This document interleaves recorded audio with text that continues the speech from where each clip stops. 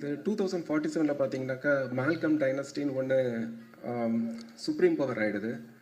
அவன் வந்து பார்த்தீங்கன்னாக்கா உலகத்தில் உள்ள எல்லா நாடுகள் மேலேயுமே டேக்ஸ் போடுறான். அந்த டேக்ஸ் இன்றைக்கி வந்து அமெரிக்கா டேரிஃப் போடுற மாதிரி. அப்போ அந்த டேக்ஸை பே பண்ணாத நாடுகள் மேலே they just invade படையெடுப்பான்.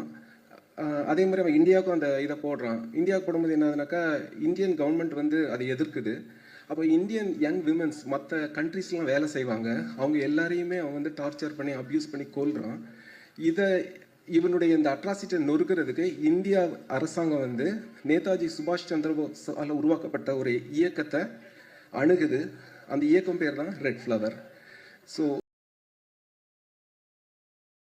Red flower திரைப்படத்தின் அறிமுக இயக்குனர் Andrew Pandian, Pentamedia graphics, Land Marvel animation studios, ஆக்கர் ஸ்டுடியோஸ், பிரிசம் அண்ட் பிக்சல்ஸ் என்ற விஎஃப்எக்ஸ் தொழில்நுட்பத் துறையில் 700 படங்களுக்கு மேல் பணி செய்தவர். முதல்வன், அந்நியன், சந்திரமுகி, சிவாஜி என்ற நீளும் வெற்றி பட பட்டியல். தன் முதல் படைப்பில் இந்தியா எப்போதும் பயங்கரவாதத்தை தூண்டுவிக்காது, எதிர்த்து வலிமையாக நிற்கும் என்று ரெட் ஃப்ளவர் படத்தின் மூலம் ஆணித்தரமான அழுத்தமான கதை சொன்ன அறிமுக இயக்குனர் ஆண்ட்ரூ பாண்டியன் அவர்களை உங்கள் முன் சில வார்த்தைகள் பேச அழைக்கிறோம். உங்கள் எல்லாருடைய அன்புக்கும் ரொம்ப தேங்க்ஸ். முதல்ல நான் கடவுளுக்கு நன்றி சொல்லிக்கிறேன். எனக்கு ஹீரோவுடைய கண்கள்லையும் நம்ம ப்ரொடியூசர் மாணிக்க சாருடைய கண்களையும் தயவு உண்டு பண்ணார். அப்புறம் சீஃப் கெஸ்ட் வந்திருக்காங்க விஷால் சார், அப்புறம் வாசு சார், எல்லாருக்கும் ரொம்ப தேங்க்ஸ். எல்லாருக்குமே உங்கள் அன்பு ரொம்ப பெருசுன்னு தெரியுது. இந்த ப்ராஜெக்ட் வந்து ரெட் ஃப்ளவர் இது 2047 பார்த்தீங்கன்னாக்கா மால்கம் டைனஸ்டின்னு ஒன்று சுப்ரீம் பவர் ஆகிடுது. அவன் வந்து பார்த்தீங்கன்னாக்கா உலகத்தில் உள்ள எல்லா நாடுகள் மேலேயுமே டேக்ஸ் போடுறான். அந்த டேக்ஸ் இன்றைக்கி வந்து அமெரிக்கா டேரிஃப் போடுற மாதிரி. அப்போ அந்த டேக்ஸை பே பண்ணாத நாடுகள் மேலே தே ஜஸ்ட் இன்வேட் படையெடுப்பான். அதே மாதிரி அவன் இந்தியாவுக்கும் அந்த இதை போடுறான். இந்தியாவுக்கு போடும்போது என்னதுனாக்கா இந்தியன் கவர்மெண்ட் வந்து அதை எதிர்க்குது. அப்போ இந்தியன் யங் விமன்ஸ் மற்ற கண்ட்ரீஸ்லாம் வேலை செய்வாங்க, அவங்க எல்லாரையுமே அவன் வந்து டார்ச்சர் பண்ணி அப்யூஸ் பண்ணி கொள்கிறான். இவனுடைய இந்த அட்ராசிட்டியை நொறுக்கிறதுக்கு இந்தியா அரசாங்கம் வந்து நேதாஜி சுபாஷ் சந்திர போஸால் உருவாக்கப்பட்ட ஒரு இயக்கத்தை அணுகுது. அந்த இயக்கம் பேர் தான் ரெட் ஃப்ளவர். ஸோ இந்த ப்ராஜெக்ட் வந்து இதில் ஹீரோ சார் வந்து டபுள் ரோல் பண்ணியிருக்காங்க, அண்ணன் தம்பியாக பண்ணியிருக்காங்க.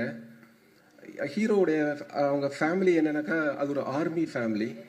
ஸோ அந்த ஆர்மி ஃபேமிலியில் வந்து ரெண்டு பேருமே ரொம்ப பேஷன், ரெண்டு பேருமே திரும்ப வந்து இந்தியாவுக்காக சர்வீஸ் பண்ணணுன்னு. ஒரு கட்டத்தில் தான் தெரியுது அது வந்து அண்ணன் வந்து செலக்ட் ஆகிருக்கார், தம்பி செலக்ட் ஆகலைன்னு தெரிய வருது.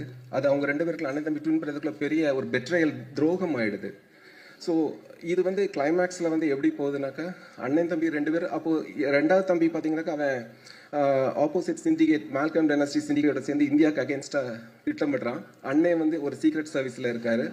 ஸோ கடைசியில் இந்தியா வந்து எப்படி வல்லரசாக இருந்து இதை முறியடிக்குது. அப்புறம் இவனுடைய ஹீரோ வந்து தம்பி இதை எப்படி ஜெயிக்கிறாருங்கிறது தான் கதை. இதை நீங்கள் தியேட்டரில் பார்த்தீங்கன்னா ரொம்ப நல்லாயிருக்கும். என்னுடைய டெக்னீஷியன்ஸ் எல்லாருக்குமே நான் ரொம்ப கடமைப்பட்டிருக்கேன். ஸோ கேமராமேன், எடிட்டர் கிட்டத்தட்ட 8 months என் கூட உட்காந்துருக்காப்புல. கேமராமேன் தேவா வந்து ஒரு நாளைக்கு 350 ஷார்ட்ஸ் எடுப்பார். 300 shots to 350 shots without break நிறையா போகும்.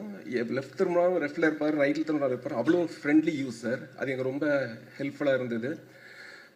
எடிட்டில் பார்த்தீங்கன்னாக்கா இது விஎஃப்எக்ஸ் பேஸ்னால எல்லாமே லேயர்ஸில் எடிட் பண்ணோம். எதுவும் ஷூட் பண்ணது மட்டும் வச்சு பண்ண முடியாது. Live shoot, CG shot plus matte paintings. அப்போ எடிட்டில் அப்புறம் அடுக்கும்போதே பார்த்தீங்கன்னாக்கா M2 தேவைப்பட்டது. அப்போது லேயர்ஸ் வச்சு ஒரு 5 லேயர் வச்சு பண்ணோம். அதனால் எங்களுக்கு கிட்டத்தட்ட 8 to 9 months ஆச்சு எடிட்டில். இதுதான். So thank you. உங்கள் ஆதரவு எல்லாருக்கும் ரொம்ப தேங்க்ஸ். Thank you all.